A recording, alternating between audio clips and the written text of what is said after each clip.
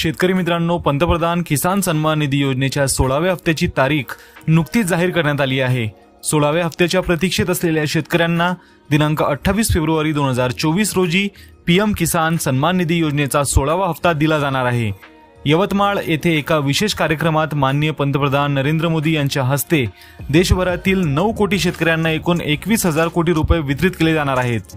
पण नेमका हा हप्ता किती वाजता येईल हे तुम्हाला माहिती नसेलच, म्हणून आजच्या या व्हिडिओमध्ये आपण पीएम किसान सन्मान निधी योजनेचा 16वा हप्ता नेमका किती वाजता जमा होईल हे जाणून घेणार आहोत। त्यासाठी हा व्हिडिओ शेवटपर्यंत नक्की पहा आणि अशाच उपयुक्त माहितीसाठी आमच्या चॅनलला सबस्क्राइब करून नोटिफिकेशन बेल नक्की दाबा।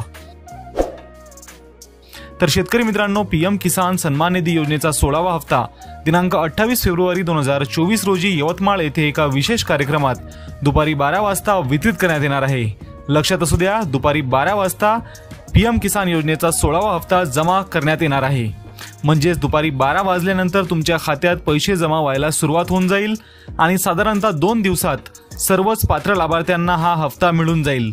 तर लक्षात असू द्या, 28 फेब्रुवारी 2024 रोजी दुपारी 12 वाजता यवतमाळ येथून माननीय पंतप्रधान नरेंद्रजी मोदी यांच्या हस्ते पीएम किसान सन्मान निधी योजनेचा 16वा हप्ता जमा केला जाणार आहे। तर अत्यंत महत्त्वपूर्ण अशी अपडेट आहे।